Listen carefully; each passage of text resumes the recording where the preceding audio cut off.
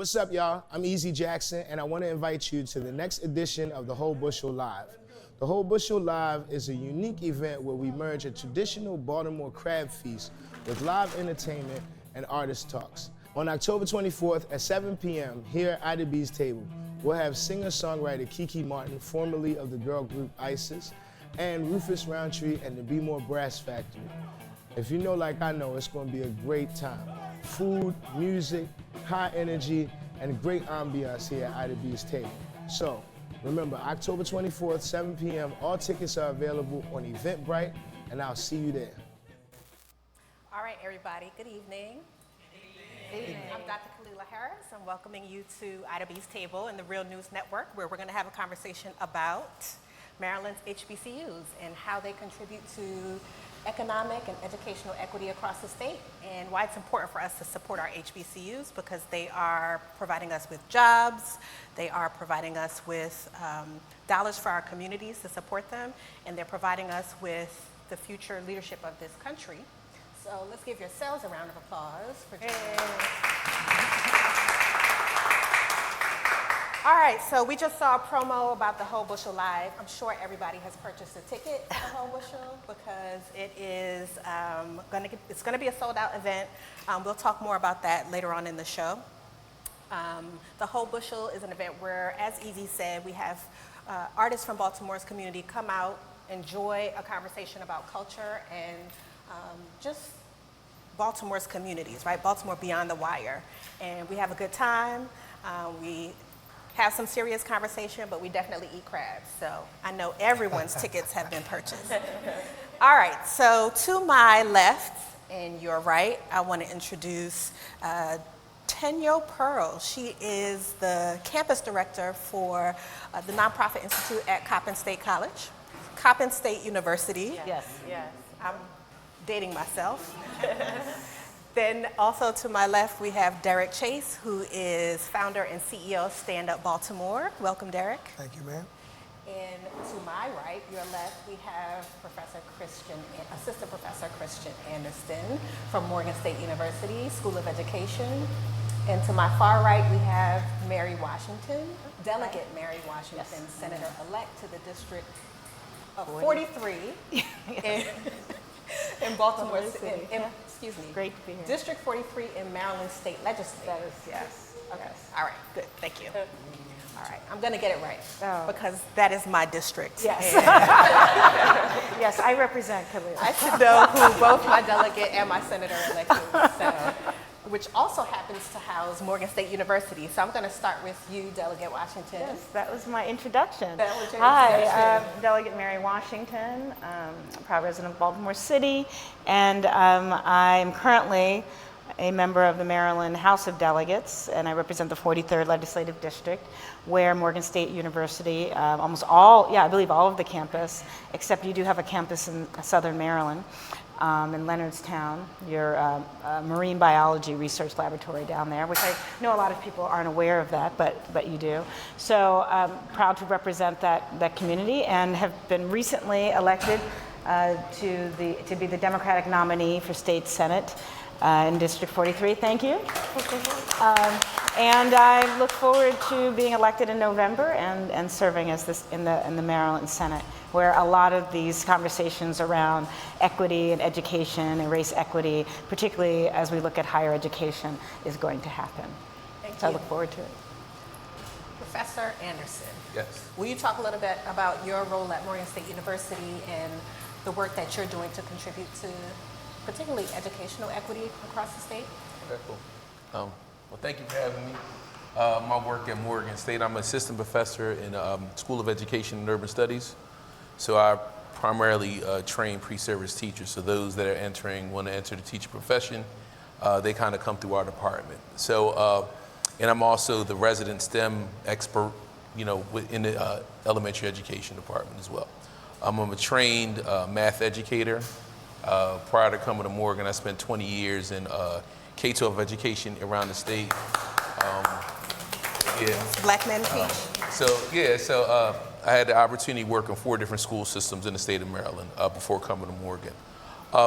So realistically, what I do is that we're really working to develop a STEM pipeline, STEM leadership at the elementary school level. So one of the things is when you talk about the underrepresentation of people of color and women in STEM, everyone seems to forget about the elementary school teachers, but they are the first STEM educators. So we're purposefully training and giving them learning experiences just so they can really light the STEM spark at the elementary level. So when they go to middle and they go to high school, the students at least have a passion for the work, and then they could go ahead and move it on. So to really further that work, I've done a lot of grant writing for the department. So in the last 3 years, I've gotten close to $800,000 from various institutions, state and national institutions, just to kind of forward our STEM work in the department and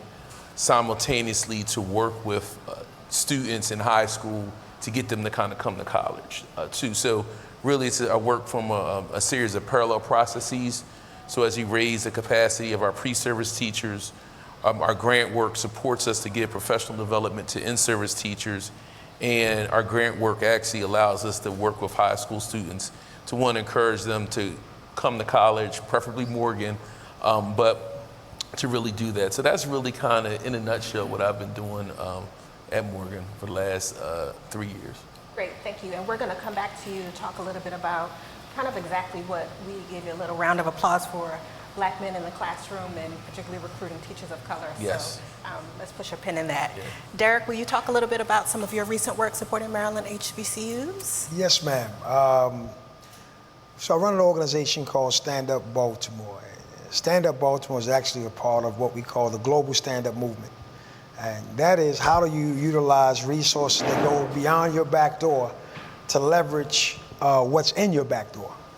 So we had an opportunity recently to look 212 miles north of us and find a tournament that during the summer months from July 14th through August 4th, it just happens to be the largest basketball property in the entire world.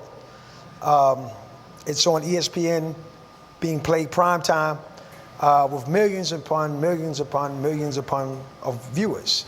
And we thought that it was wise to utilize what they had, which was access to all of these viewers, to paint specifically Baltimore in a better light, and even more specifically to paint HBCUs in a better light. So this tournament had been playing for the last 3 years at that time when I got involved, and they had been at over 30 colleges, but not one of those colleges was a HBCU. So when we approached them, not only did we bring them to Baltimore, but what we told them in 2017 is the only way that we would be involved is if they came to Coppin State University.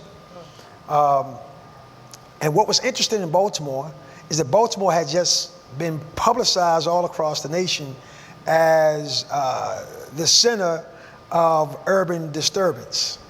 So we were able to convince this multi-million-dollar property with ESPN and then Puma to bring its resources to the epicenter of the riots. And we were very intentional about that. Not only did we do that, but we took this opportunity with ESPN and TBT to bring together the business community, the legislative community. The first person that we had the conversation with when we were bringing the tournament was State Senator at that time, Catherine Pugh. And we kind of had weighed what was going to happen with the elections. It hadn't quite happened at that point in time. And we said, we brought their team down and we said, if elected, would you put the resources of the city behind the tournament for all the reasons that I just know? She said, sure.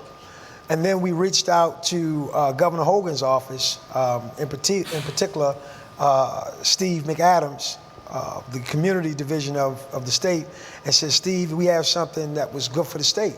would the state be willing to put its resources behind bringing this international tournament to Baltimore? So what we wound up doing was bringing 60 different corporations, Republicans, Democrats, the grassroots community, John Hopkins, University of Maryland, you name it. We were able to bring people who would never be at the table and to put those people in the middle of an HBCU with ESPN taping the whole thing, showing all across the world the wonderful facilities of Coppin State University. The opportunities, one of our deals, and I'll bring this to a close, one of our deals was that ESPN had to give us a 2-minute segment to highlight the university and the community. We negotiated that as a part of our relationship. So we did some out-of-the-box creative things to bring a corporate property and then leverage it for the community, specifically at HBCU. And where did the tournament start? Initially, the first time the tournament was played, the championship game was played in Chicago. It went from Chicago to New York. So we were able to bring this from New York City down to Baltimore in the middle of a riot. All right, Of a thank former you. riot. Yep. Tenyo, let's talk a little bit about supporting nonprofit leaders and the work you do to help them come out of Coppin State prepared. Okay, good evening, everyone. Once again, I'm Tenyo Pearl. I'm the campus director for the Nonprofit Leadership Alliance. The mission of the Nonprofit Leadership Alliance is to train, certify, and educate the next generation of nonprofit leaders. So my role as a campus director, I have an opportunity to coordinate the institution's nonprofit curriculum. So students who are interested in pursuing a career in the independent sector, they can either declare a major or a minor and also receive a national certification, which is a CNP, the Certified Nonprofit Professional certification. I love what I do, and if it wasn't being a proud HBCU alumna myself, I'm a proud alum of Morgan State University, and so I have an opportunity not only to be, I guess, the dividend of Morgan State University, but also to help to prepare the next generation of leaders and work with the HBCU myself. And I would love to talk more about it. There are approximately 1.5 million nonprofits throughout the United States. In the state of Maryland, there are approximately 32,000 nonprofits, mission-based organizations, and one of the things that is an ongoing conversation, national dialogue, is the minority leadership deficit. So I'm in a unique role, as I serve in a unique role at Coppin State to prepare the next generation of minority leaders, nonprofit leaders. Great, thank you. Let's give them a round of applause.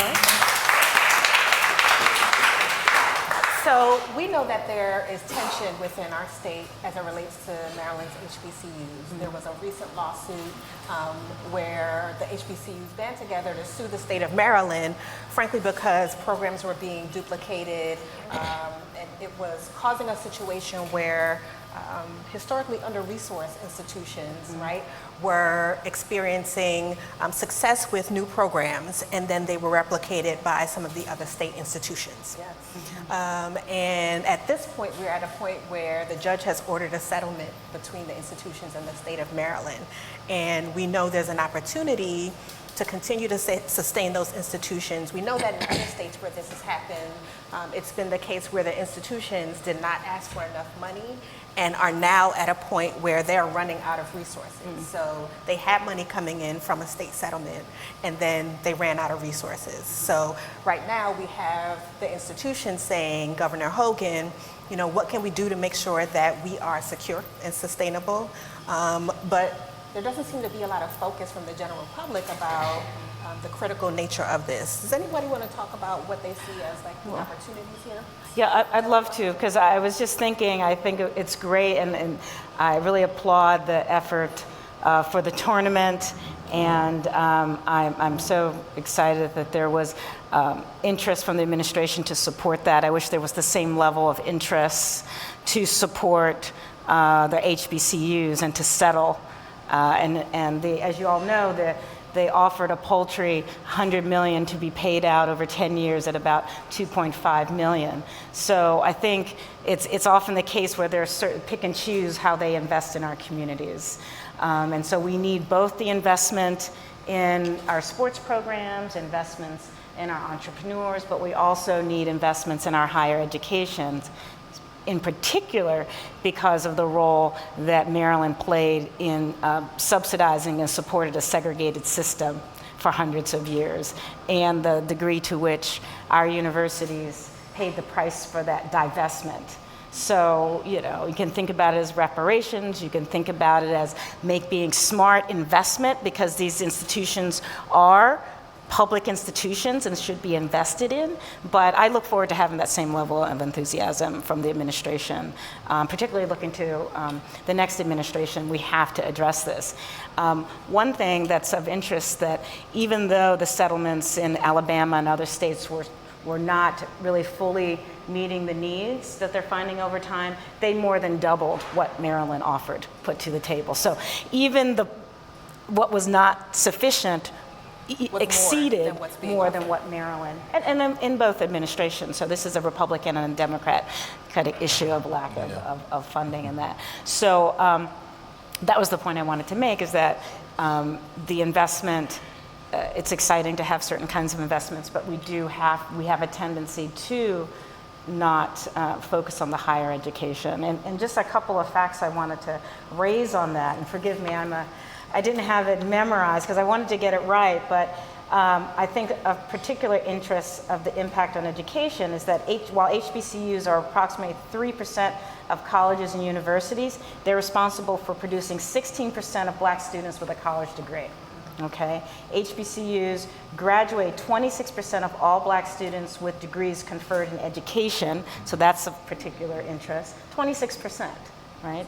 And 30% of Black men with an education degree are educated at HBCUs. So when we're looking about making sure that there are men of color in our public institutions, there is a very specific role that HBCUs play and have played, and so Maryland should absolutely take an opportunity to move forward.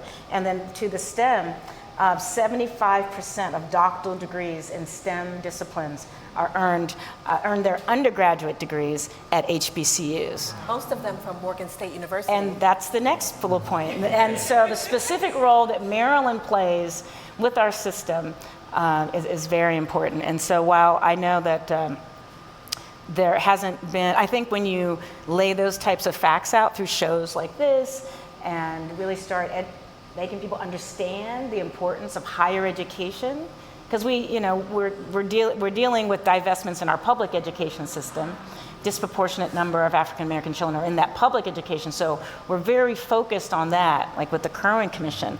But the Kerwin Commission also has to address higher education, because if you want to improve outcomes for young people in our communities, you have to produce more people with PhDs, with education degrees that look like and are culturally competent.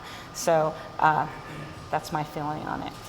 Well, thank you for that point, Delegate Washington, and that's a good pivot to you, Christian. When you think about the Kerwin Commission identifying that over 2/3 of the student population are students of color in the state of Maryland, but only 25% of educators are people of color. And that's not to say 25% of them are Black, right? But 25% are people identify as people of color. Right. And we know that number is going to expand in terms of the number of children of color in public schools through 2050, when the country is a majority, because when you're the majority, yes, you're just the majority, not a majority minority. Yes. All right, so let's disabuse ourselves of that language. It doesn't make sense. Will you talk a little bit about the work that Morgan State University and what you know from the 4 institutions, each of which have a school of education, right? The potential for the Kerwin Commission to enact legislation that supports the 4 HBCUs in producing more culturally competent educators. Right. But I think one of the ways you have to contextualize it in like 2 different ways, right? The first part of it is we need to look at the role that the institutions play just within the state higher education system, and then you have to look at the role that the institutions play in their particular communities. Mm-hmm. And when we start talking about higher education, first of all, we have to have a mind shift about how we really approach the work. Because when you really look at it, it's just that say teacher education, for instance. You know, Morgan, we're 151 years old. We've been educating teachers for the last 140 years. So just existing in this teacher education space is not like we're just coming to the party new. Like we were here, like we built the building that the party was in, right? So it's very, very, very important for us to really approach this topic from a position of strength. Yes. Like not asking for a hand up, but saying, hey, this is what we deserve, and we've been existing in this space, and look at what we've been able to do when you've underfunded us. Just imagine what you can do if you fully fund us, and you have a formula that kind of makes sense.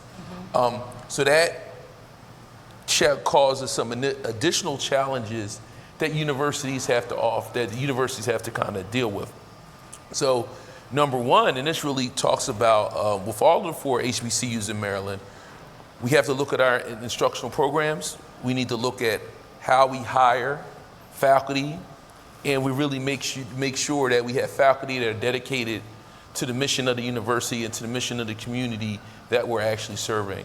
And I think that narrative really has to come through, especially now with the Kerwin Commission, with things going about. We need to make sure that we're asking for the right things. And it's not about money. Money's a big part of it, but it's not about money. It's really staying true to the mission and becoming innovators and remaining innovators in different spaces. And that's really what we try to do at Morgan State University, and all of the other HBCUs really do a good job of doing that. But you know, we have to do it from a position of strength. And through the curriculum, through the way that we train teachers, through our level of advocacy, through our level of advertisement, for our level of recruiting students to come into the pipeline, what have you, we have to kind of be prepared for that. And I think that's kind of where we are right now. And so, you know, there's a mindset around the quality of HBCUs, and I think when you duplicate programs, that exacerbates the issue, right? That perhaps the program at this institution is not as quality as the programs at other institutions. And we saw through the basketball tournament, you know, we had the eyeballs of people watching ESPN. We had people on campus at Morgan State University, where the tournament happened this year, from institutions of higher education, Big Ten alumni, and therefore those institutions also were looking at Morgan State University and the city. Will you talk a little bit about kind of that innovation mindset and kind of the economic engine that surrounded the tournament and how we can continue to do that kind of thing at our institutions? Yeah, sure. My relationship with TBT is a business relationship. It's a 60-40 business relationship. Sponsorship dollars and ticket sales. It's from a position of power, period. When I approached the owners of the tournament in New York, I walked out on the middle of the floor as the confetti was falling, and I said, "You guys have a good thing." Didn't say they had a great thing. I said, "However, what you're doing would be better if it was played someplace else." And they say, "Well," not knowing who I was, like, "We're looking for security." True story. They said, "Well, how can you make it better?" I said, "Well, the first thing, looking at your walls, you have one sponsor on your wall. Looking into your stands are 75% empty.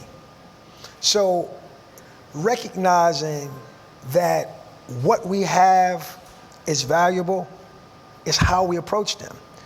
We said, look at your gymnasium. You're playing in a second-rate gymnasium. Well, we have a brand new facility that, you know, the casing has just been cracked. Really, can you do all this? Not only that, at that point of time, and I'll divulge information, I don't know if it's legal, but it's over Well, now. then don't do it. No, it's legal. Okay. There was a conversation with Carmelo Anthony about naming rights for the Coppin Gym. Put that out there. We knew that because we're insiders. So understanding that we had all of the things that they did not have gives us the ability to sit down with them and say, not only are you coming to Baltimore, you're coming to Baltimore to a HBCU, and you're going to have community partnerships. Why? Because when we brought you to the table, we demonstrated, we brought Hopkins to the table. You heard of Hopkins before, all right?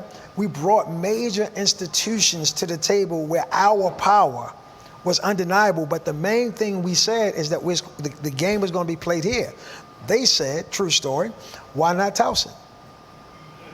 We said, why Towson? Why do we have to go north of Baltimore to have a great game experience? And it's really a question of value. It's really a question of principle. It's really a question of having faith in leadership and bringing the leadership of HBCUs to the college was a strategy that they did not have in those other colleges. They didn't have conversations with university presidents. They were so far away from, so we were able to utilize, and this is the beauty of HBCU. The beauty of an HBCU is that I actually know Dr. Wilson. Right. You know, I actually know, well, I didn't know her at the time. David Wilson, president of Morgan State University. Right, yes. I had a direct access by Kyle Locke to the president of Coppin State University. So being in these environments where these environments are tight and there's a lot of close relationships, it's a lot of things that we can move forward and get done that they just cannot get done. We can avoid the bureaucracy through relationship. And that's what HBCUs, well, from my personal experience as a graduate of Morgan State University in 1995, elementary education major, all right? I think I've seen you in a school before. Yeah, you did. You brought, as a matter of fact, I was in your school. Oh. You brought me out of retirement. I did. But, you know, we just have so much, and we have to be able to present that from a space of power every time. Coppin State University, Morgan State University can rival any other university, period. Going back to what we talked, what you were saying, it properly funded. Those facilities were properly funded. And that's why when we set them before the international community, everybody was saying, well, wow, we didn't know Coppin State University. As a matter of fact, the Washington Post wrote an article, how does little tiny Coppin State University land national attention? Why? Because that's what we wanted to happen. And that's what we have to do. We just have to be intentional about knowing that our ice is as cold as anybody else's ice and present it as that. Right, nice. So speaking of Coppin State University, Tenyo, you are working with Coppin State University to produce leadership across the state, and we know that's critical to the point that you raised around the dearth of diversity when it comes to leadership across corporate America, certainly broadly, but also in the nonprofit industry. And the nonprofit industry, interestingly enough, is constantly touching communities of color, yet the folk who are leading there aren't necessarily from those communities or don't necessarily reflect people from those communities. Will you talk about the impetus behind the Institute and kind of where you're looking to take it so that people are really using their credential to access leadership across the state? Okay, yeah, sure. But I just want to touch a little bit about the HBCU lawsuit, please. Okay, so we talked about, I just want to share the importance of the HBCU lawsuit, and it's really in a very important case that we all need to pay close attention to. It's my understanding they're still under mediation, and one thing I want to share is that the Maryland Higher Education Commission actually, when the plaintiffs consulted MHEC to say, okay, so what will it take to bring HBCUs up to par as to the PWI's predominantly white institutions or traditionally white institutions, and MHEC quoted a figure somewhere in the billions of dollars. So for the state to offer the plaintiffs $100 million, and then I think it was later doubled to something else. I'm not sure the exact figure. We have to question ourselves, what is our role in advocating to make sure that our HBCUs get the support that they need? My experience working at Coppin State University is that we, HBCUs, they serve a very valuable tool, serve a very important role in the community. And as I said earlier, if it wasn't for an HBCU, Morgan State University, I would not be here today having this lovely conversation with you. So when the case itself is actually going back to mediation, And I just think that we as citizens and products of HBCUs need to learn more about it and just show up to rally our support, because we know that it's more power in the masses. And just to think, the 100 million versus something that Maryland Higher Education quoted, it would take something in the billions of dollars to bring it up to par. I think that's something that we all should be concerned about. And if I can say, Christian talked about people having a perception sometimes about Baltimore City that we constantly have our hands out, right? They don't say that we work in Baltimore City, but we don't pay taxes there. We take money out of Baltimore City, go out to the county, and then we turn around and point at you and say, you aren't doing what you're supposed to do. You always have your hand out.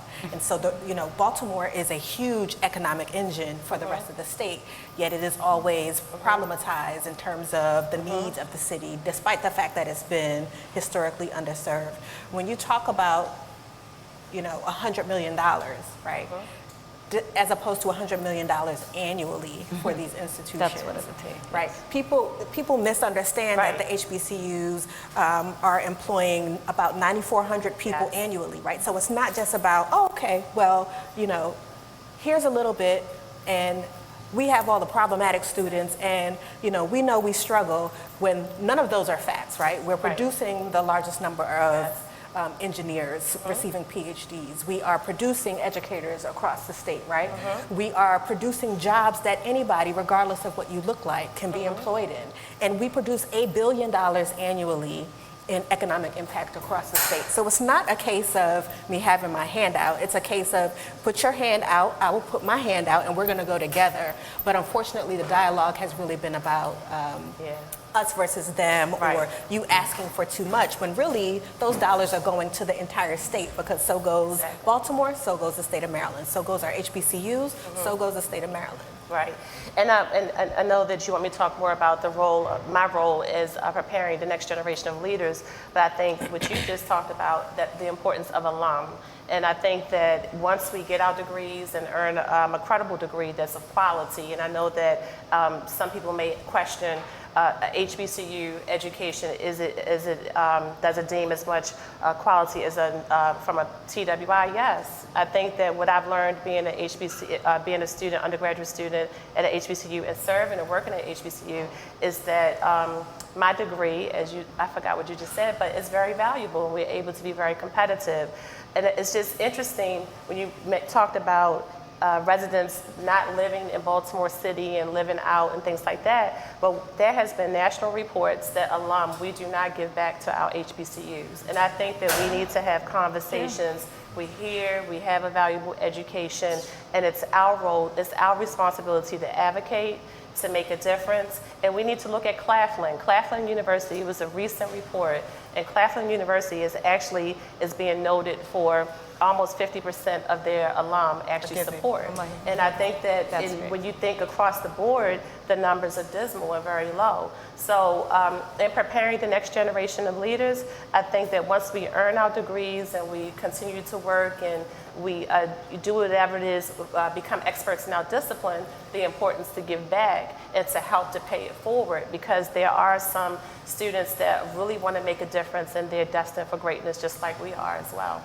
And if I could just, on the commenting about the quality of the education, if you also look at the quality of the faculty. So we know why there's stigma. Stigma is because it's racism, it's discrimination, there's bias, right? So, but if you, even using their own standards, if you look at the degrees, from where because of structural inequality and prejudice and not being able to be hired at TWIs, only when there's a target of opportunity do Black PhDs get hired. When you look at the faculty, those faculty have degrees better or at least at the same level at a Towson or someplace else. And in fact, again, by who's being using their standards, the quality of the teachers are good or exceed that. So you're absolutely right. So not buying it, and I agree with you, not coming to the table with a deficit, but coming to the table with the strength.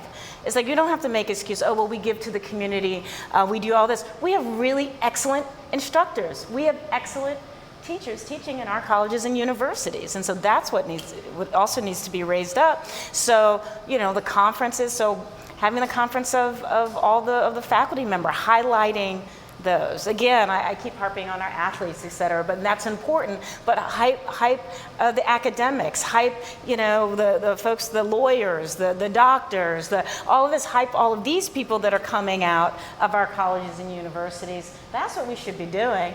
It is difficult to make money marketing that group, but I'm sure there's smart people around. We can figure out how to do that.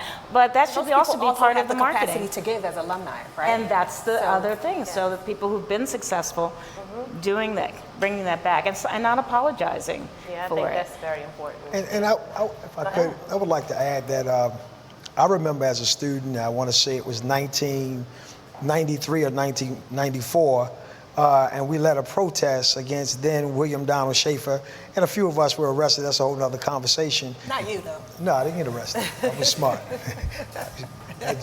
You were there, though. You know? Somebody has to prevail. But the conversation, the reason that we led that protest was around this issue. And at that point in time, Dr. Richardson, we felt as though he was on the wrong side. We felt as though that he was being blindsided and was going to be led into merging Morgan State University into the University of Maryland system. And it was those college students, in particular myself and others, who staged the protest at Murphy Auditorium, and when we said this is not going to happen, that led to us taking over Truth Hall.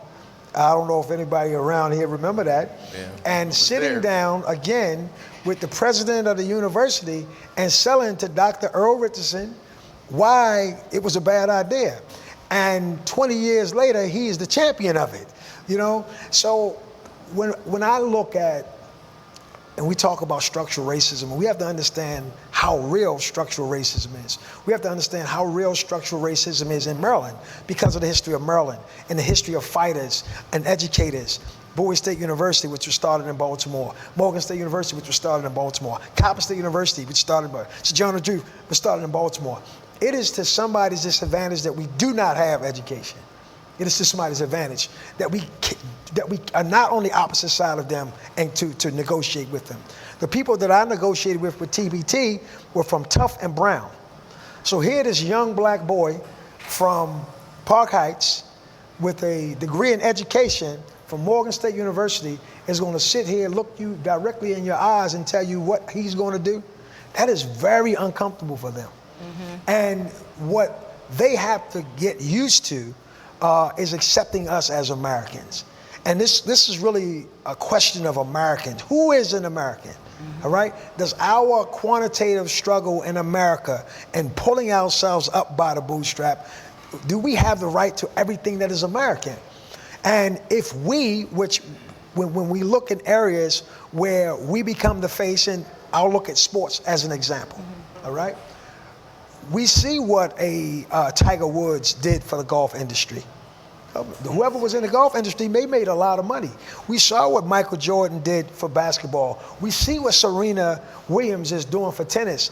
And what white folks have to do is to recognize, you know what? We may have a strong partner in this American thing. And it's not until they are willing to accept us as partners, not minority partners. And, I try to call a spade a spade.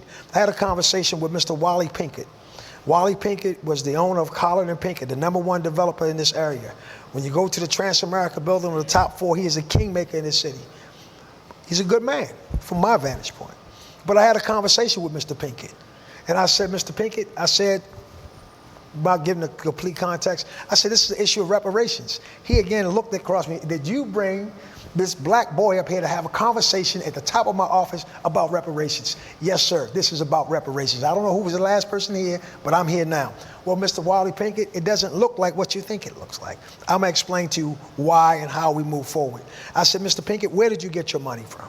Let's have a straight conversation. Where did you get your money from? Okay, you made a lot of money in development. I get it. Where did the seed money? I know where the Pinketts. I've studied the history.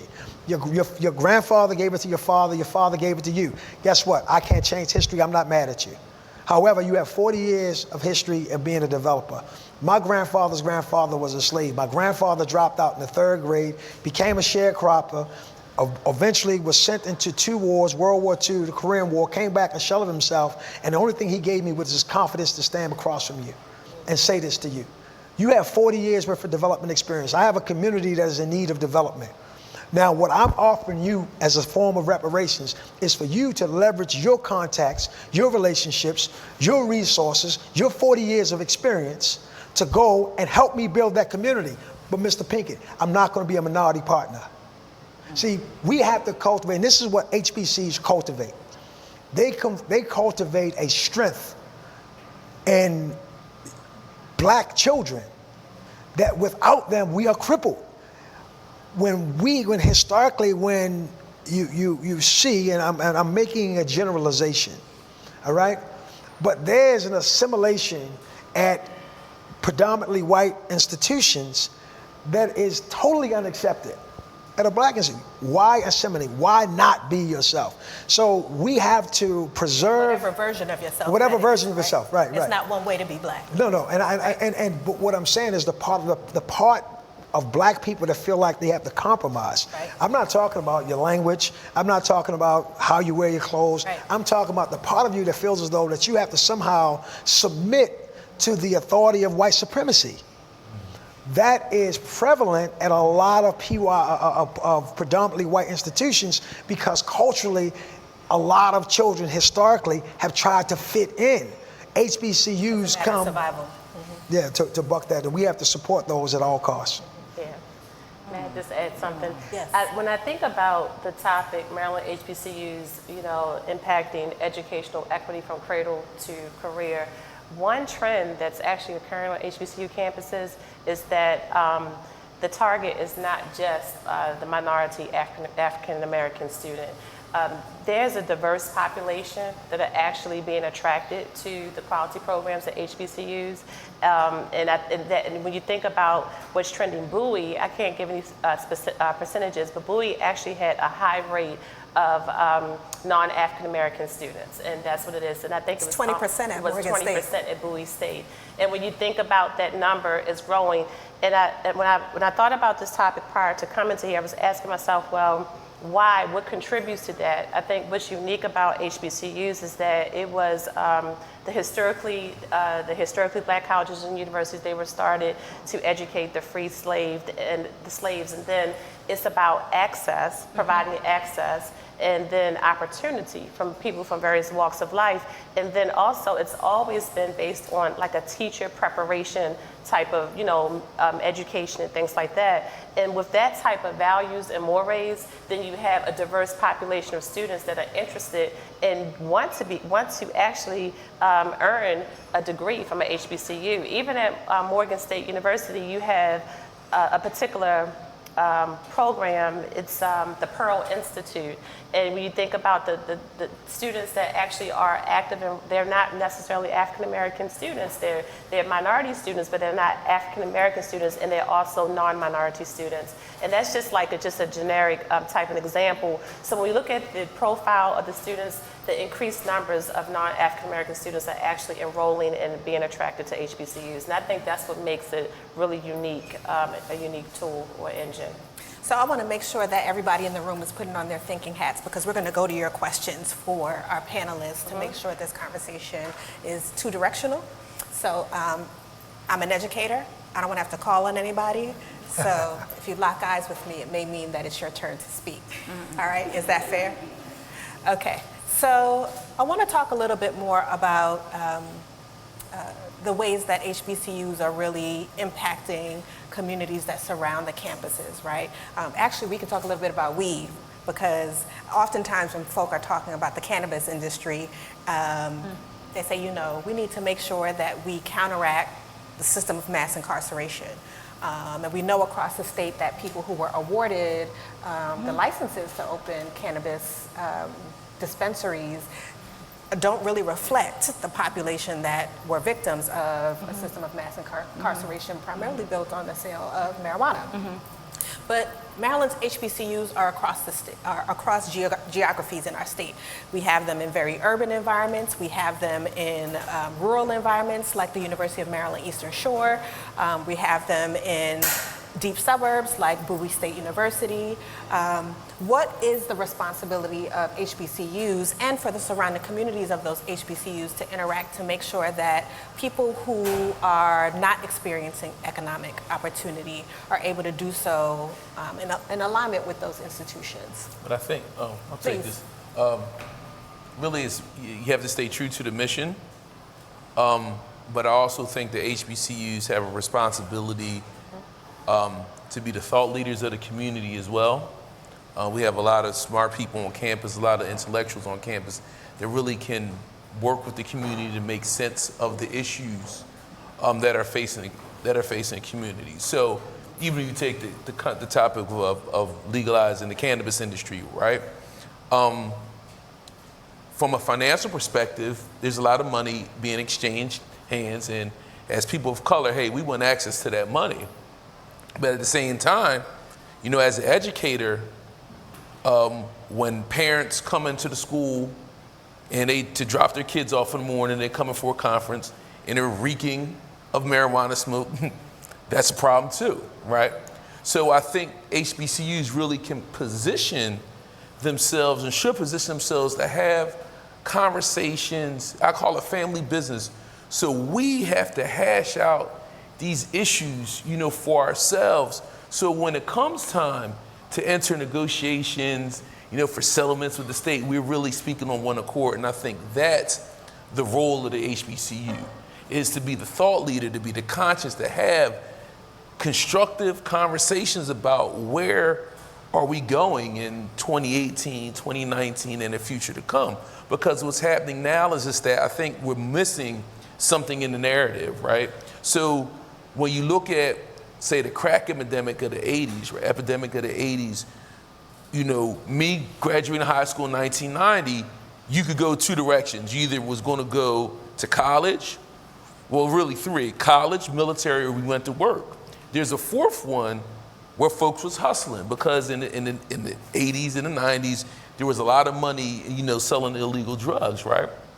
Where we are today is there are some people that made the decision to go to college and get educated that were young professionals in the Clinton era. There's a divide in the community. So now you have people of color that have had access for the last 15, 20 years, and then you've had a segment in the community that's been stuck, that they're existing the exact same way and nothing has changed for them, right? How do we reconcile the two? And HBCUs can play a pivotal role in those conversations about, well, how do we kind of come back together? So then it leads us to the next conversation about who's coming to HBCUs. So, you know, there's some internal conversations within the Black community about the role that HBCUs play. Because there's some folk that are too good for the HBCU, and they're gonna send their Black and brown babies to them Ivies. But then when they get to the Ivies and the PWIs, they experience microaggressions, and then they come back. So even over the last 3 years, you know, there's been an increase of enrollment at HBCUs nationwide because of that. That creates a unique challenge, because traditionally, when you look at the mission of the universities, when you look at the students that they traditionally serve, we've always had a wide continuum of students, of ability levels. We had your highs, you had your middles, and you had your lows. So when I was at Morgan in the 90s, you know, there were students that were able to get to college, but Morgan State was the only place that would have given them an opportunity to get their college degree, right? Now it's shifting. Now we have students that are highly proficient, high SAT, high GPA, and they're making a conscious decision to say, I want to be around, for social reasons, people that look like me. That's why the coalition case is so important. So we can provide them, well, we can continue to provide a world-class education in all of the majors. So when we start talking about that, is just that the role of the HBCUs, we have to be the center of the thought leading of the Black community. How do we tap into, and I'm going to get to you, Derek, how do we tap into, so when we look at the civil rights movement over time, right? Black elites have in many ways usurped conversation and usurped position from the people who are directly impacted by some of these policies. We saw with Brown versus Board of Ed, the cases that were consolidated into it, which many people don't know, the cases that were consolidated into it had communities saying, you can keep your integration, I would like money, because I know what's best for my community. And we had elites, you know, the NAACP, Urban League, and other folk at HBCUs saying, we know what's better, we know what's better for you. We want integration.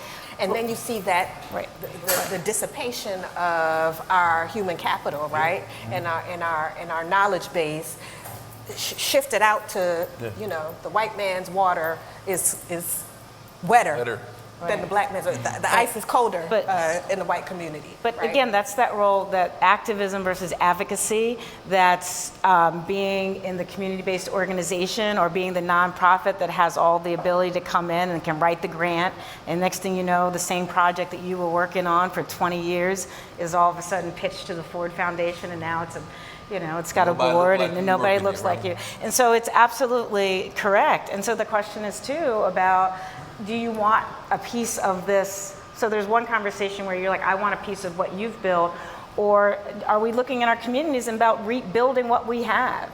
You know, building your own ladder. I mean, there's that model of certainly the talented 10th, and so we were to like go off and work in this world and then bring it back home. But there was also, you know, the concept of, you know, work with your hands, you know, that tension between Du Bois and Booker T, you know, like you work with your hands, build your own business, you know, have a separate but owned by yourself, you know, or are you increasingly being asked to be a part of something else? And I don't think it's necessarily an either or. I think it's valid. People can choose those institutions. I mean, I'm engaging in this conversation and advocacy for the role of HBCUs, never having attended one. Having attended Johns Hopkins University, that's where I get my PhD, Antioch, my high school, just knowing that, right? Succeeding in that context, but also understanding how difficult and hard and awful it was, but also knowing that there's a role for us to be there. But at the same time, because demanding and saying, like, I would, you know, that there's also a very significant role for HBCUs as academic institutions. Morgan State University is a development partner. Northwood Shopping Center, they're a key anchor in redeveloping a shopping center that has been vacant for almost 15 years. They're a key economic partner. The students there are gonna buy food, they're gonna buy clothes, they're gonna be a part of that. So when we're looking at the current commission, there's currently no discussion about the role of HBCUs in helping the state achieve its educational goals. Right? And again, it's not coming from a position of, I want a piece of this. It's coming from a position of, this is not going to be successful if our quality is not there. And so that's where looking at the recruitment strategies, looking at the development opportunities, demanding whatever things are being developed around in and around our universities, just like Hopkins does, just like Towson does. You know, they have offices of development. They have development directors. They have people who are focused on the economic sustainability of the institutions. We have to provide mechanisms to have those universities have that and build that ourselves. I mean, that's my interest in supporting the work of Dr. Wilson within our district, and looking within the 43rd district. I have Hopkins, I have Morgan, I have Loyola, I have University School Notre Dame. So you have 4 different universities, and you can almost think of Loyola, that's a Catholic university, so that's a historically Catholic university, okay? I have a women's college, you know, you have Notre Dame, it's a historically women's college.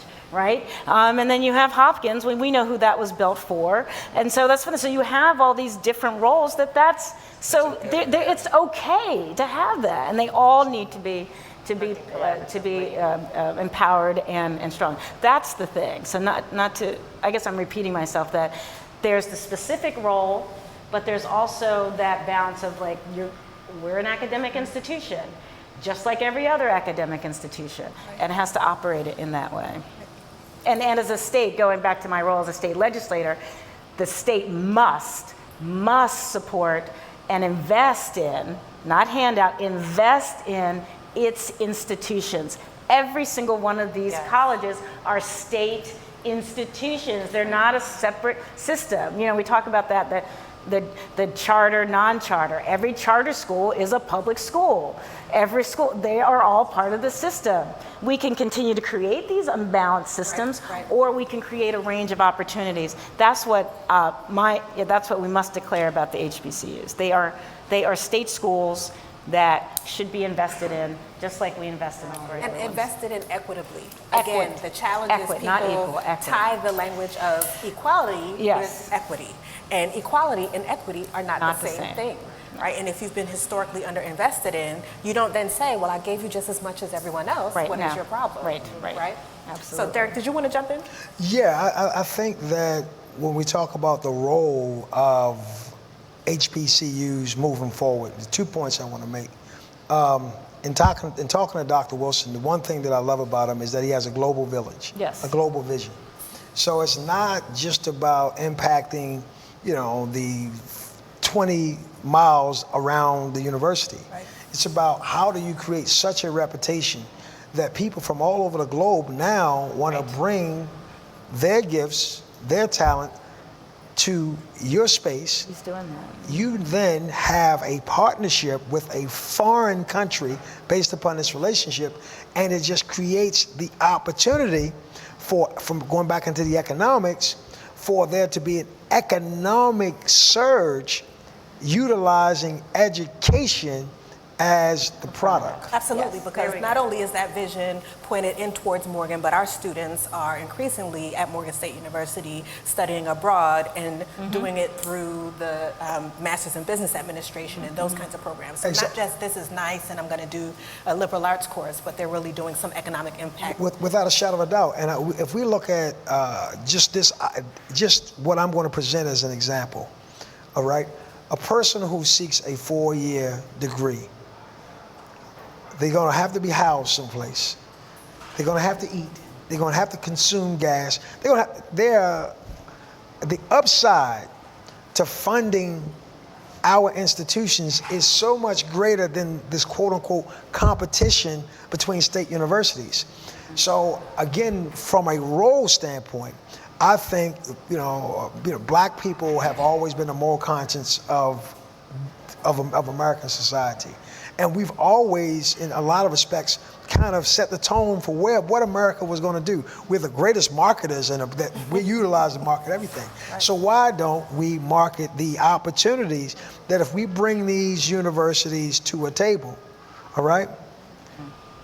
One of the things that we were successful in TBT is bringing Morgan State University, University of Maryland, and Johns Hopkins to a table that they had never been to. And again, the context was sports, but we were able to leverage the sports context and then go into economic opportunity. So we had a pitch contest at University of Maryland. All right, so we had the pitch contest where we took 25 young people who had tech ideas, build partnerships, utilizing relationships that Johns Hopkins had, utilizing relationships that Morgan had, utilizing relationships that the University of Maryland had, and was able to bring a diverse group of investors to the table. Just let these young people go and pitch their ideas with a reward of funding them.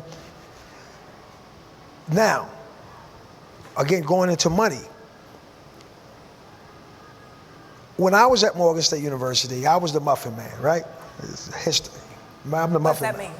The Muffin Man means that I saw, from an economic standpoint, I saw the value that if I sold enough muffins, which was a 54-cent profit, I got the muffins at 36 cents. It was a 54-cent upside. I knew if I sold enough muffins, then that 54 cent would add up. That really is a Starbucks. I was Starbucks long before Starbucks was Starbucks. All right? I had 12 employees. All of the people who were around me really were my employees. Right. We have to intentionally see the genius in our children. Right. I was a genius. I didn't even know I was a genius. You were a genius. I was a hustler. I was a hustler from Park Heights.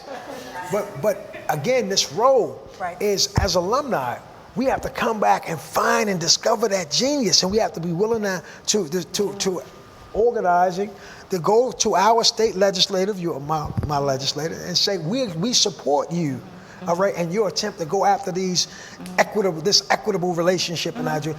We have so much to do, and HBCUs can literally be the leadership that drives it forward. So I'm going to actually invite my brother up before we pivot to some questions from the audience. Easy Jackson is the host of The Whole Bushel.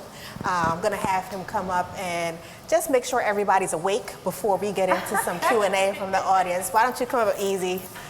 Let's give him a round of applause. Hola, hola, oh yeah. Hola, hola, oh yeah. Hola, hola, oh yeah. Hola, hola, oh yeah. Hola, hola, oh yeah. Hola, hola, oh yeah. Hola, hola, oh yeah. Hola, hola, oh yeah. All right, there we go. Just want to make sure y'all awake. I guess quick plug. Y'all saw the promo, The Whole Bushel. That's the kind of energy we have when we do The Whole Bushel. I know we do a lot of different talks and things of that nature here at the Real News Network, but we do have a good time. We got two great acts coming out. Kiki Martin, formerly of a group called ISIS. Do y'all remember ISIS? They had this song, Day and Night. I know that song. You better sing. I like it though. I like it. So anyway, should I use the mic? Oh, sorry. It's on. I'm supposed to be a professional. There we go. Yeah, Kiki Martin, she's a Baltimore girl, singer, songwriter, dynamic performer. She'll be here. And then Rufus Roundtree. Anybody ever heard of Rufus Roundtree? Seen Rufus Roundtree right before? So Rufus will be here. We'll be eating crabs, shrimp, and then, it's a great time. We get up, we dance. Remind us of what the all that date good is, stuff. Easy. Huh? Remind us of what the date is for the whole It's Bushel October Live. 24th. Is it? Yeah, October What day is it 24th. again? October 24th. All right. At 7 p.m. That's Tuesday the time. here at Ida B's table. Okay. All right. All right. Anything else? No. Okay, back to your regularly scheduled program. Thanks, Easy. So do we have any questions from the audience for the panel? Sure. How are you? This is Chris Shaw. Didn't know I went to a TWI, Yes. but a very TWI in Maryland. Graduated in '94 and really never considered HBCUs. Sent my son to an Ivy League school, and his soul has been sapped from that school. But really, my question to you is how do you? I think as you guys move forward, you have to explain what's in it for me, in a sense of what's in it for the greater community, not only our community, and I'd say even specifically what's in it for a guy that never considered an HBCU. So as I heard all the things you're saying, your presentation I think was sharp, because really what you said is you told someone how you could bring value, how you could increase their profits, so why not increase my profits? I think oftentimes when people look at HBCUs, they see it as a profit suck, so why would I invest in it? So I think the arguments and the angles that you have to take are one of, this is valuable because it's a position of power, and I think you have to go into multiple communities. So certainly the black community that has not been connected to HBCUs and the greater white community, to kind of consistently show them the value, because I don't think they often see the value. And thank you for that question. I'll also say that some of the diversity we're seeing at Morgan State University and some of the other HBCUs around the state are actually from the Latinx community and also from the Chinese community and the Middle East. So, that's a great point that remaining inside of our own community may possibly be shooting ourselves in the foot. But what about this question of, how do you respond to people who think that HBCUs are constantly having their hands out and, a resource suck as opposed to an asset? May I? Please. When you ask the question, what is the value? That is often a question that the faculty and staff at Coppin that we often talk about, and that's where, Coppin State University, the mission, it talks about being an anchor institution. And although Fannie Jackson Coppin did not create Coppin State University, we were named after her. She was an educator, pioneer, and things like that. So Coppin's mission, which basically is geared towards nurturing potential and transforming lives, but it's also, the university itself is deemed as an anchor institution. So the value, we often talk about, that's the importance of community engagement initiatives. So I can speak on behalf of Coppin. We've had historically some community engagement initiatives with Rosemont Elementary, and then there's the high school that's on campus, and then we have in the nursing department, which is a stellar nursing department, we have a community-based medical type of facilities where people could come and get services and things like that. So I think that if more institutions practice and cultivate various community and civic engagement initiatives, and that it will help to, I guess my interpretation of the question, what is the value, meaning how are we making a difference in the community? How are we not only educating scholars, but how are we transforming the community around us? So as a nonprofit professional and just very passionate about community service and civic engagement, my response to that question, what is the value, is the mission, and then the programs, and then tying into and making sure that the scholars know the importance of giving it back or paying it forward, that type of thing. So I think the value is the programs and the various community service initiatives. I can't speak for Morgan's, but I know that, or other HBCUs, but I know that there are numerous things. And also at Coppin, we're actually moving towards becoming certified as a Carnegie classification. And once an institution gets that, it just kind of, it's like that standard code of saying that we're actually involved in the community. And I think that if more institutions do that, instead of hands out, give. You know, I mean, it talks about, it's a biblical principle. The more you give, the more you receive. And I think in giving, we can transform and we can change the world. But we have to really, it starts with our alum. We have to make sure that we go back and we pay it forward to the next generation. I'm chomping at the bit for this one, but I think that's a great question. Because he was actually asking about bougie people who think that they don't want to go. So can you answer that question? Yeah. So this is what it is, right? Is that it's really about the narrative. So it's not an issue of, do HBCUs always have the handout? No, we're owed something, right? So number one is just the issue of, you owe us. So we're not renters in this place called America. We were here, we built it. So, right. Well, so it's, so it's this conversation shift, right? The second piece of it is by no means, are we, if you're of color, you choose not to send your children to an HBCU, like there's something wrong for you, your kids are going to be damaged. But the difference of it is, it's about self-worth and self-value, right? And it's really to the point where HBCUs, we can't apologize for being black. And we can't apologize for our mission that we have. And we just need to take our position as a viable option, for education. So if you choose to send your child there, they're going to get a quality education.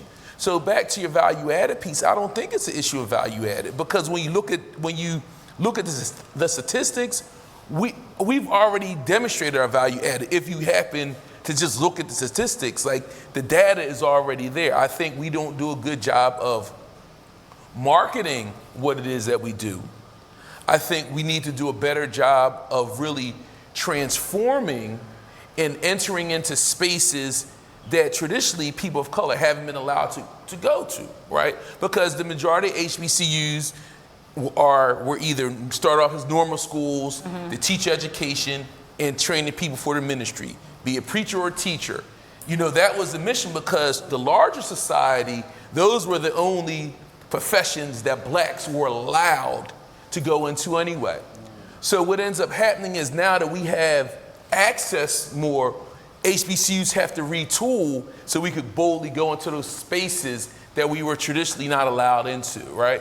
So when you really look at it, even, the School of Education with my students, the model of going to college, getting a job, buying a house, working it for 30 years, then retiring and playing with grandkids, that dream has imploded, right? So now we have to train our students that we have to equip you to go out there and be like Brother Chase and do entrepreneurial. How do you take what you learn and then monetize your skill set. And I think, so it's more of a pivot from an organizational perspective versus kind of the value added. The issue is, we just have to change the model, and I think that's really why some HBCUs struggle. When HBCUs are closing, it's because they have a 20th century approach in the 21st century. So the reason why we want what's owed to us, so we can have the infrastructure to do what we need to do. It's not like we just want money to money. Morgan, we have a 17% giving rate among alum, which is on par with the University of Maryland, with College Park. So it's not the fact that we're giving, it's the fact that because we're underfunded, the money that we're giving are going directly to the students. Right. So when you give, it's going so there's money going directly to the students so they can attend the university. So based on who we're serving, the money that's given is not like it can go to an endowment so we could go ahead and do some community investment. No, because we're staying true to our mission, and that's draining the resources that we have. Yeah. And if I would want to say, you have to ask as I outed myself that I have had all of my career at a traditionally white universities. I think you have to, thank you. It's great to be accepted. I think you have to ask yourself the question I have is that I went to school in a context where they came and said, look to your right, look to your left, one of you isn't going to be here. Versus, right? Versus what I come to understand, it's like, look to your right, look to your left, let's bring our hands together and let's make it together. So that question is like, what do you want for your children? If you want them to live and to be educated in a climate where they are competitive, where they're looking to trip up people from the side, trip other people, that's the lesson of white supremacy. That's the lesson that our institution, and some of us, worked it out and figured that out and managed despite the odds to get through. But if you want to actually grow a different kind of human being, I think these are the universities that do that. And I also experienced that having gone to an all-girls high school. It was a very similar situation. Some of the girls there were fewer scientists that went to when Central High School in Philadelphia integrated. All of a sudden, when Girls High was pretty much the only place you could go, we were judges, there were lawyers, et cetera. And then all of a sudden, the girls, the higher scoring girls, went to Central, and then all of a sudden, the balance happened. And then the girls even that went to that better school didn't perform as well as the ones that had gone to the single-sex school. So I think that's the question that we need to ask and put forward. Let me take Tenyo and then No problem. get you. So I just want to, when you asked the question, my interpretation was, what is the value? And I'm always thinking about how we can pay it forward. But when asking the question, what is the value of having an HBCU education, I think that's where the alumni need to come in. We need to tell our testimony, because we are examples of pictures of what the values are. And that same type of thing, look to your left, look to your right, I remember during freshman convocation, and that same question was stated to us. So I think that one thing about the valuable education with an HBCU is that you do have a close-knit community. You do have teachers that care, and I'm not saying that other institutions do not. I'm speaking about my experience. There were the African proverb, we stand tall because we stand on the shoulders of those who come before us.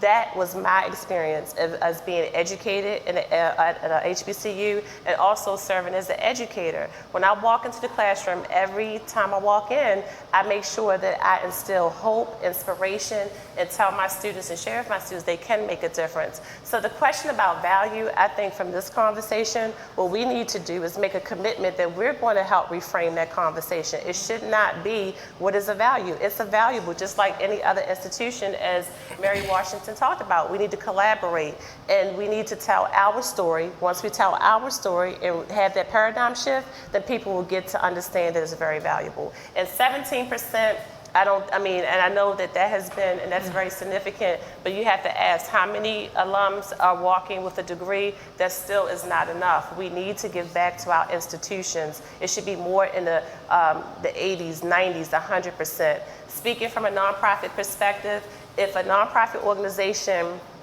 writes a grant And before a grantor actually fund that nonprofit organization, they're going to ask how many board members are giving towards this cause. And if it's not 100%, that grantor is going to say, well, why should I fund that initiative if you're board members? So we're the walking examples. We're like the board members of our institution. So I think it starts with us, and we need to make a commitment that we are going to be the champion, even myself, become the champions and give our time, our talent, and our treasure. And I hope that would just shift that. Yeah, I would just say two parts. Is number one, I think we have to highlight our partnerships. One of the things that kind of get lost in translations that that we don't have strong partnerships in the corporate America. If your child is looking to go into corporate America, there are strong pathways. If your children are looking to go into the Secret Service organization, there are strong pathways. There are a lot of strong pathways with HBCUs that Google, Facebook, Goldman Sachs. Those things are there. We just have to, again, tell our story, and then by virtue of, okay, if the purpose of this is to be a whole being, number one, all right, to build, to get a world-class education, to become a whole being, and then to have access to systems and individuals which allows you to economically transform the reality of yourself, your family, and your community, well, the HBCUs can give you all of that. How do we know it? Because that is the history of HBCUs. They are your teachers. They are your lawyers.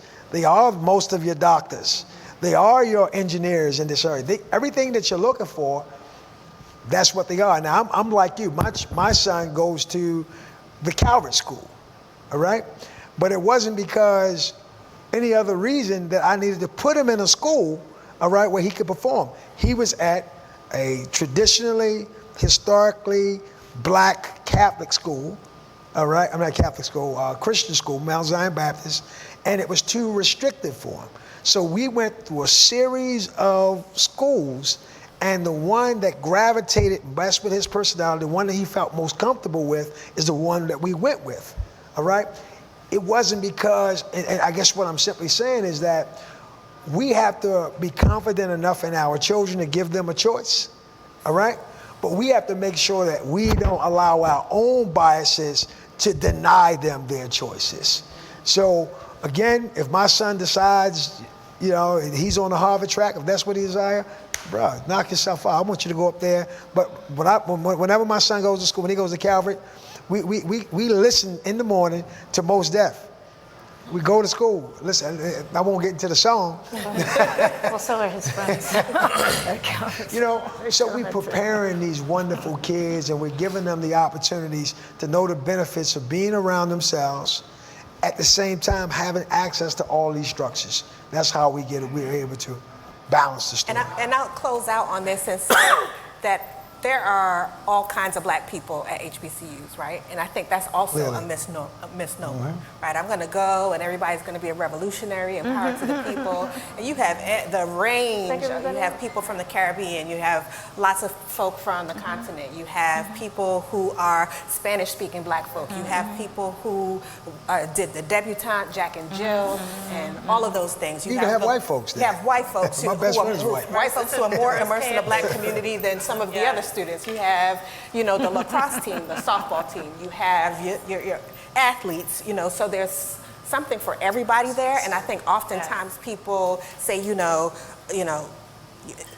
I want you to be in a place where you're in a more diverse community. And the diversity at an HBCU is so expansive that oftentimes people don't see that, a little bit because of exactly what you said, like sometimes our own biases of trying to get the American dream, right, have been told to us in stories that exclude HBCUs or create a narrative about HBCUs that is just false. And so telling our own stories, having alumni make sure that they're out there is critical. So you'll get a prize afterwards for asking the first question. It's important. Well, we need you to be on mic so the people watching live can hear you. Yes, we are live streaming. Hey, everybody. Hi. So if you'll hold it up, and they'll be able to, yep. I know her from college, by the way. We all have All right. No, but I just wanted to say, it kind of encompassing what he was saying, but a lot of what I'm hearing up there, and by the way, what you said was well said earlier, I just wanted to point that out. I think that we have a problem with reality, with accepting some of the things that are about us when we describe everything about what we are trying to project out, and that's part of the problem. I'm a Morgan graduate.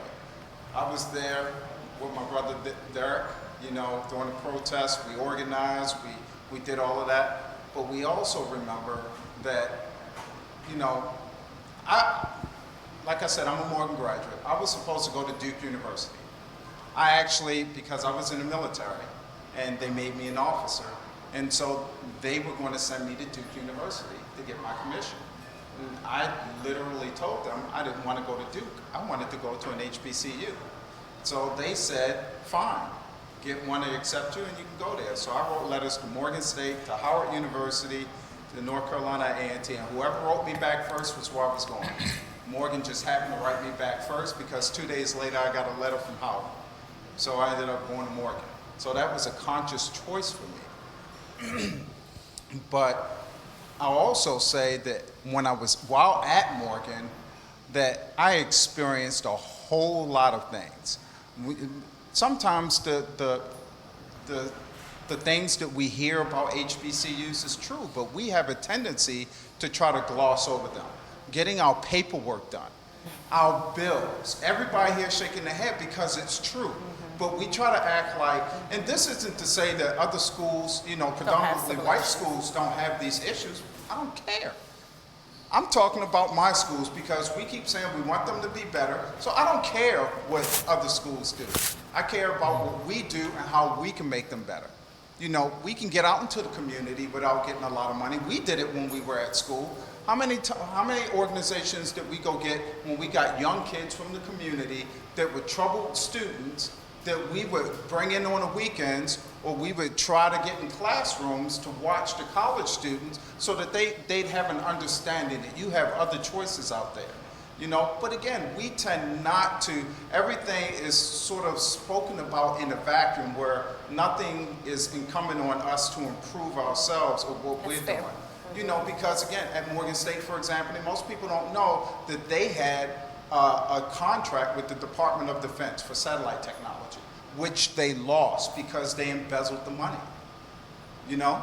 I mean, there were other cases of things like this. And all I'm saying is that you ask about what we bring, I'll tell you this, HBCUs are the most, the NSA, the CIA, FBI, they recruit more heavily from Morgan State and other HBCUs than any other schools. I can't tell you how many people that I graduated with work in a 3-letter agency because they recruit heavily from there. Morgan State has had more general officers than any other HBCU in the country. Period, point blank. We have. Again, I'm a veteran. I know this for a point of fact. It's not conjecture. It's not a question. I know. But what I'm saying is that we need to talk about what we need to do to fix the stuff that we do. You know, it's like going into the community, like somebody was saying earlier. You know, they want to have the community work and give back to the community so that they can do more. But I remember Dave Chappelle once made a joke that if we got reparations, all that would do is make Cadillac the #1 car dealership in the world. I mean, because if they're just going to waste the money or don't know what to do with the money, more importantly, because nobody's ever shown them anything other than what they've always been doing, then they're just doomed to recycle and fail all over again. We don't need money to get back out into the community. Hold on. I got to push back. I got to push back on that a little bit. Yeah, we can't allow that. That's like we got to feeding push into back the on that. narrative that. Well, let me let Mary jump in here, and then we'll take Derek. Well, at first, I was going to say you're right in that one should be able to critique any academic institution to improve. Retention rates are problematic. There's certainly, but it's not like, again, there are other academic institutions where funds go missing. So it's not the case that it is just simply, however, whenever we have these conversations, there's always somebody in the room who talks about, well, you know, there's this black college where this happened, and you never talk about the 50 where it has also happened. But here's the thing, traditionally. though. We don't But then care the other, what happens to other colleges. That's but always our fallback. But I was going to say, you're right, so that we do have to require higher standards regardless, right? And that desiring and requiring high standards shouldn't be seen as being in opposition to the institution. Right. So I'm going to accept that part. No, but I now agree. what you said afterward was just, for me, and again, I'm in the legislature, and so I hear these narratives where, look, the country wouldn't have been built without 400 years of free labor. Right. You know, the ideas that, well, I'm not going to give you what you're owed because you're going to misspend it. You know what? It doesn't matter how a person spends it. It's still owed.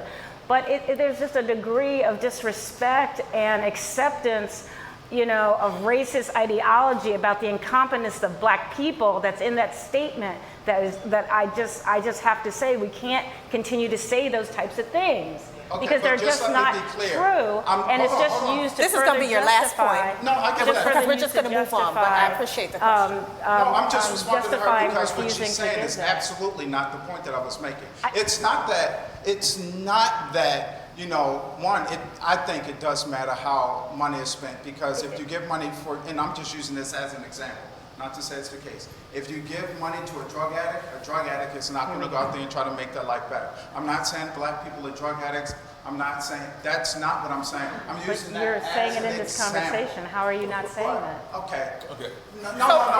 Actually, No, because she's trying to focus a very narrow point Hold on, Chris. into what I'm saying.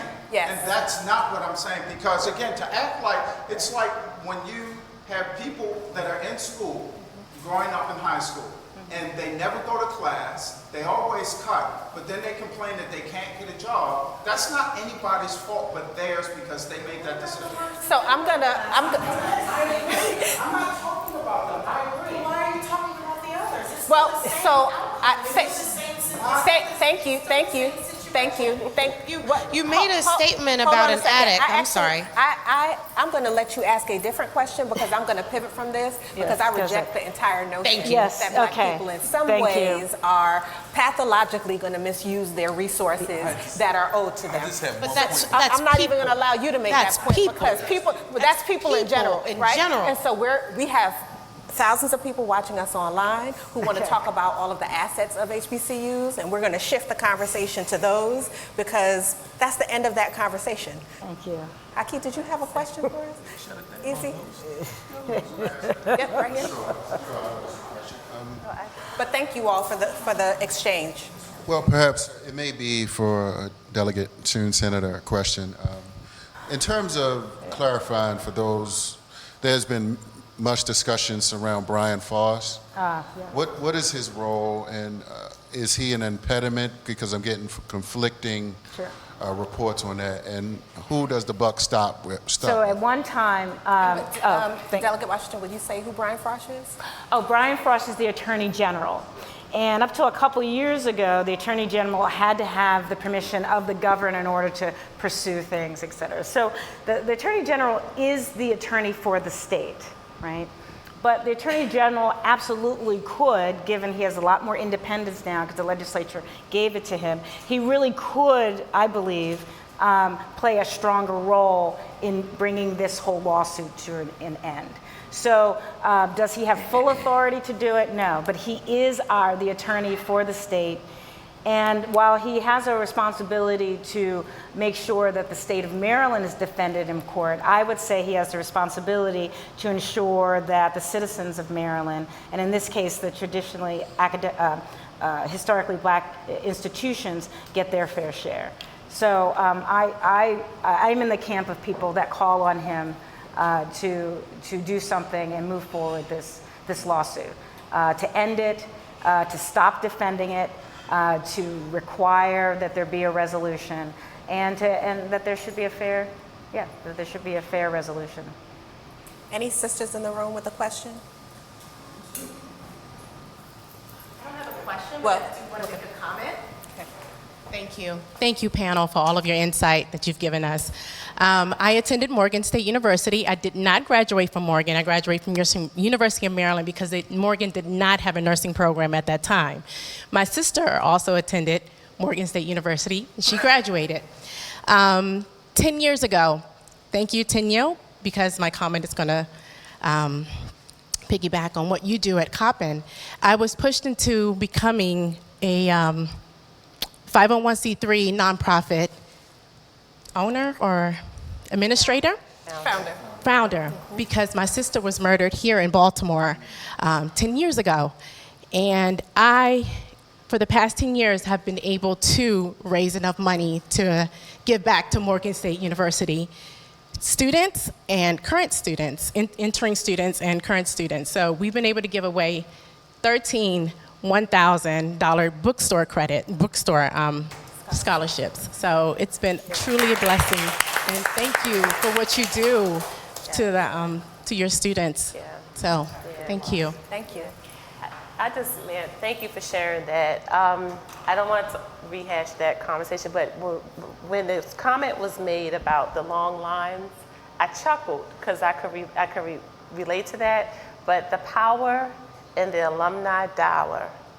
If we're active with our alumni student association, and maybe you will talk about that at Morgan, but the alumni associations, and we give, that will make a difference. We can just participate in alumni associations. The presidents, they actually attend the alumni association sometimes and talk with the alum, and we're stakeholders of the institution. So if there's something if it's the food, if it's the long lines or the poor customer service or whatever it is, we have a voice, and it's through our giving, but also being active in alumni associations. So I think that, and I have been guilty. I have not been as active as I would like to be, but just because now we're starting to charter a new organization, a new association, that's our chance to make a difference. So those things that we feel that need to be held accountable, we can address it through that, and it is through giving. Okay. So thank you for that. I love how that came full circle, that even with a loss of an alum of Morgan State University, the work to train nonprofit leaders have opportunities to go back and help, again, cycle back resources that come from the broader community back into the institution through scholarship donations. We have to give. And if I could add something in terms of that partnership, when we look at nonprofit organizations, in particular small nonprofit organizations that historically have not been involved in nonprofit work, they don't have an audit, they don't have a strong board, they just are great people who want to do great work. And there's an opportunity that we have, and I would love to even continue this conversation beyond today, where we can leverage the university, especially a university like Morgan now that has been designated as a research college. We can create partnerships with these small nonprofit organizations, whereas though we utilize the data, utilizing Morgan State University students in this particular case because it is newly declared a research college, to partner with these small nonprofit organizations to leverage the data into resources that in return, Morgan also has a nonprofit status. That now, Morgan State University, by partnership with these smaller organizations, has the data to leverage larger amounts of monies to help to fund these organizations, fund programs where we help to develop the leadership in these organizations. And at the same time, what happens in that case is these organizations a lot of times are connected directly in some cases to the communities that the universities are in. So we're talking about leadership. Like, we're at a space now where leadership in HBCUs is more critical than building facilities. And I love, and again, I'll highlight Dr. Wilson as an example of great leadership. When after TBT, we had our follow-up conversation. I said, well, Dr. Wilson, what's next? he had 12 things of what's next. And everything that he had, and I can't get into what we talked about, I will talk about one specific thing, had a global implication. And under the Baltimore Sister Cities organization, I'm the ambassador to Liberia. Morgan has had an historic relationship with Liberia. So now he had initiated 5 years before the Ebola outbreak, he had initiated a relationship with Cuttington University where they were planning to build things in Liberia where there could be this cross partnership. Now we have the senator of Bond County in town, all right? We're now back at the table to re-engage that. Now we're talking about creating that relationship with Liberia and Morgan. We're not creating it, it's already been created, but helping to foster a better relationship. Now this is the other genius of, and this is how HBCUs begin to leverage what we have historically done for black people coming out of slavery, or African American people coming out of slavery, all right, that we can now do for people on the continent. Dr. Wilson said, Chase, I am willing to go into a dollar for dollar relationship, which means that there's a $400, for every American dollars is worth, and I'm throwing out a number, 400 Liberian dollars, all right? He says, well, look, Derek, we'll create a block of university opportunities for Liberians.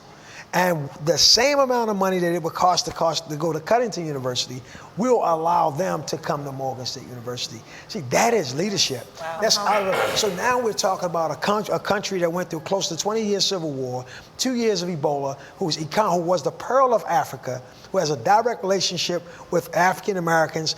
Its constitution says two things. There can be two citizens. One, you can be a Liberian. Two, you can be a Negro. History. So we have a university president that thinks out of the box and said, wait a minute, let's bring this diasporic conversation together and help to move that forward. That's the type of leadership we need. So when we begin to develop and seek, and as university alumnus, hold our presidents accountable, hold Coppin State University president accountable. I felt as though that, there was an opportunity that Coppin State University could have taken advantage of. Coppin didn't know because they had never done it. Dr. Wilson and Scott automatically looked at what had happened at Coppin and say, okay, well, we're going to go in this direction. Leadership that is already plotting a course is the type of what we have to really, as alumnus, get behind and demand it of our presidents, whether it's Howard State University, whether it's Morgan State, whether it's Morris Brown College. And when we as alumnus, and this is why I veg you back on your point, when we as alumnus take the power or engage the power of our university, we have $1 billion asset in our backyards that we can leverage for everything that's imaginable. And that is the power of HBCUs. And that's why we have to get behind our legislators as they fight. You got $1 billion. You have everything that you need to build not only your local community, but to be a participant in the global economy. China is putting bases in Africa, and we have a relationship with Africa that as a historically black college and university, we have to position ourselves to use. Nice. So I want to ask everybody to kind of think through, and we'll make this the last set of thoughts. What one thing people should take away about the role of HBCUs in advancing equity and how we can support our HBCUs in doing that at a high level. So, anybody, you want to start? Yes. When reflecting upon that question, I just really want to emphasize once again the power of being an alum of an HBCU. We have different types of networks and connections, and within our companies, we can offer internships to our students. We can also take time to serve as a mentor. Throughout our life, our journey, our careers, many of us have been fortunate enough to have three individuals to help us. We have had mentors, someone that has taken us under their wing to mentor us. And I remember it seems like yesterday when I was an undergraduate freshman at Morgan, shy, lack of confidence and things like that, but it was various mentors that came into my life and mentored me. But then there's a coach that identified something in me and worked with me and said, you know what, I think you would do well working as a higher ed professional, and Dr. John Hudgens, he served as my coach. And then there's a sponsor. There's someone that sees your talent and your ability, and they go back to a particular company and say, you know what, I know Khalilah, she'll do wonderful in my company. So there's 3 roles that we can serve with our students that are undergraduate students, a mentor, a coach, and a sponsor. But we have to get involved, and we have to know that we can give our money, which is our treasure, but our time and our talent, and I think that's where it starts. I think that HBCUs serve a very important role far as the workforce development, diversity. I think also that the education is valuable. So from this day forward, we need to help to reframe that conversation and share our story. But we have to give back and make sure that we just be that connection, that pipeline. Derek? Yes, number one, the relationships that are cultivated in HBCUs I cannot say enough about. HBCUs create a community where you have lifelong relationships that you can leverage everything from, literally. Absolutely. So that's number one. Number two is that we cannot forget, we cannot afford to forget why those old men and women created these universities. The African American experience is a very unique experience. So even in everything that I said about globalization, we still have that fundamental responsibility to those same former slaves that have been fighting historic racism, white supremacy in this country. We have that same level of responsibility. And we as graduates of HBCU have to make our university attractive to other people. Yes. All right? They have to come in and bring their money and invest. But in that process, we have to make sure that fundamentally those universities that were created to change Little Pookie's life continue to change Little Pookie's life. I am a kid from Park Heights who, if I do not attend Morgan State University, my life does not reflect the opportunities that I've been able to garner. We have to continue to fight for an affordable college education. It has to be affordable. The year before I came to college, I had to send my mother to college. All right? So I had already spent money for college to send my mother to college. I then sent myself to college and then utilized the money that I made at the muffin stand to send my sister to college.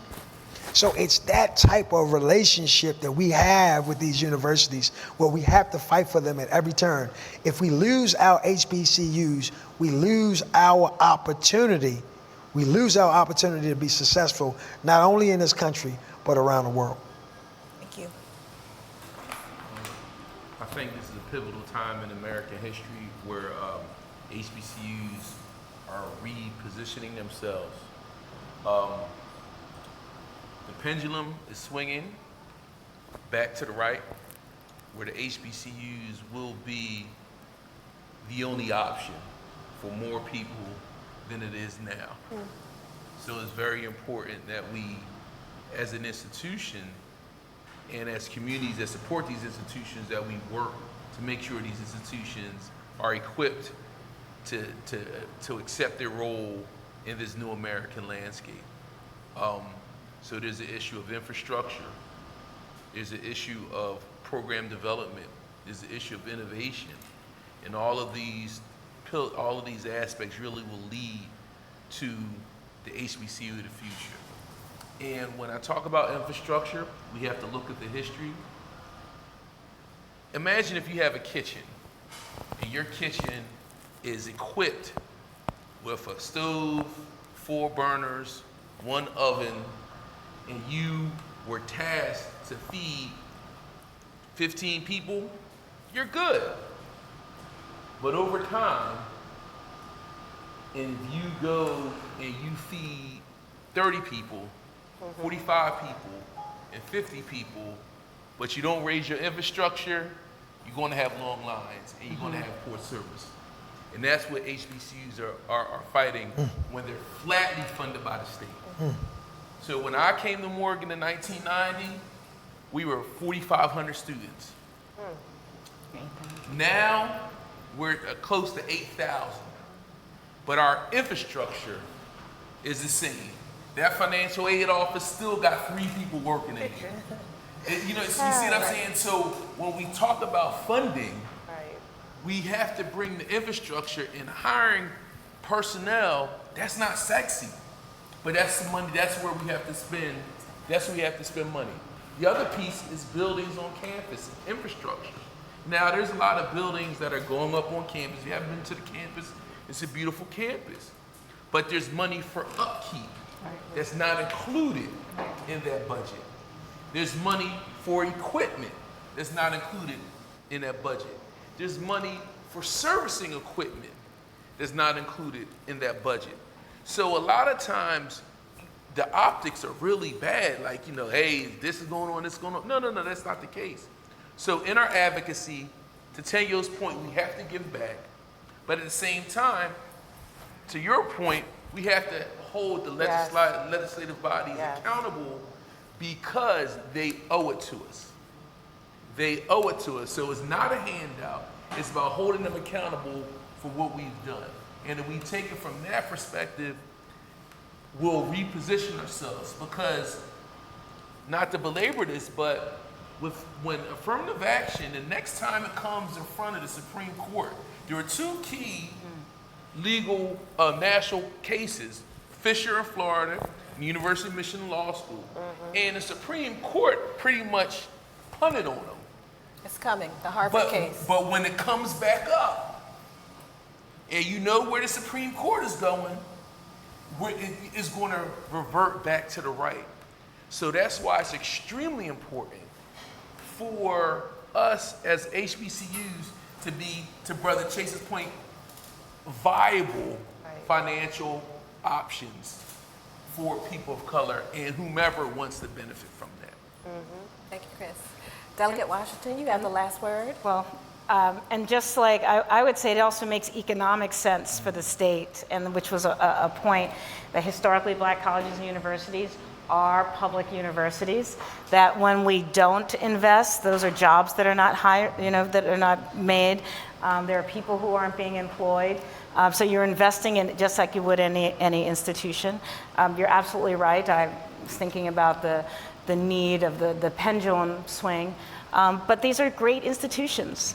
These are good places. They provide a diversity of experience that is needed for everyone. And so the state has to invest in those. We have to continue to invest in it, and to and there are and to look at the system as a whole, and that continues to be a vital role in the state. And so again, as a legislator, I support that, and I believe that we'll be coming up for that shortly. But advocating, vote here, register, vote. Yes. Make sure that the issue of supporting a quality, affordable public higher education is what you're demanding of your gubernatorial candidates. They set the agenda. It's great to have the legislature, but we can't put the money in the budget. It's the governor that puts the money in the budget. So if you feel that Black colleges and universities have been currently underfunded in this administration, then you need to look at the fact of who's actually doing that budget. And if you want to change, vote differently, right? But we have to be engaged. Alumni can be engaged. But I should also say I appreciate having an opportunity to be a part of this conversation. I appreciate having actual criticism with love about how we can do a better job. To your point, making sure that people are expected, not continuing to be expected to do more with less, and that we are comparing like institutions. So again, thanks everybody for listening today. So let's give our panelists a round of applause.